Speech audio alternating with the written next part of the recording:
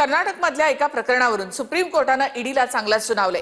तुमचा राजकीय वापर का होऊ देताय असा सवाल सुप्रीम कोर्टाने ईडीला विचारला आहे। ईडीचे महाराष्ट्राबाबतचे अनुभव संपूर्ण देशामध्ये पसरवू नका असं सुप्रीम कोर्टाने ईडीला म्हटलं आहे। सुप्रीम कोर्टाने ईडीला चांगलंच फटकारलं।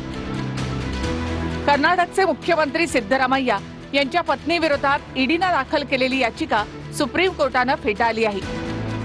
सिद्धरामय्या यांच्या पत्नी पार्वती यांच्या विरोधामध्ये एमयूडीए कथित घोटाळा प्रकरणामध्ये कारवाई करण्यापासून कर्नाटक हायकोर्टाने ईडीला रोखलं होतं। या विरोधामध्ये ईडीने सुप्रीम कोर्टात याचिका दाखल केली होती।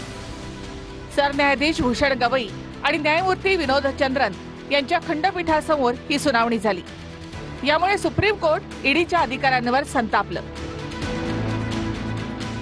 आम्हाला तोंड उघडायला लावू नका, नाहीतर आम्हाला ईडी विरोधात कठोर राजकीय शब्दांचा वापर करावा लागेल। दुर्दैवाने मला महाराष्ट्राबाबत काही अनुभव आहेत, ते देशामध्ये पसरवू नका। राजकीय लढाई मतदारांसमोर लढायला हवी, त्यात तुमचा वापर का होऊ देताय, अशा शब्दात सुप्रीम कोर्टाने ईडीला फटकारलं आहे। मैसूर अर्बन डेव्हलपमेंट ऑथॉरिटीद्वारे जमीन वाटप केल्याप्रकरणी ईडीने सिद्धरामय्यांच्या पत्नीला चौकशीसाठी बोलावलं होतं। या विरोधामध्ये सिद्धरामय्या यांच्या पत्नी हायकोर्टात गेल्या होत्या। सर्व 14 प्लॉट सरेंडर केले होते। या प्लॉट बद्दलचं कोणतंही उत्पन्न आमच्या खात्यात आलं नव्हतं असा युक्तिवाद सिद्धरामय्या यांच्या पत्नीच्या वतीने करण्यात आला होता।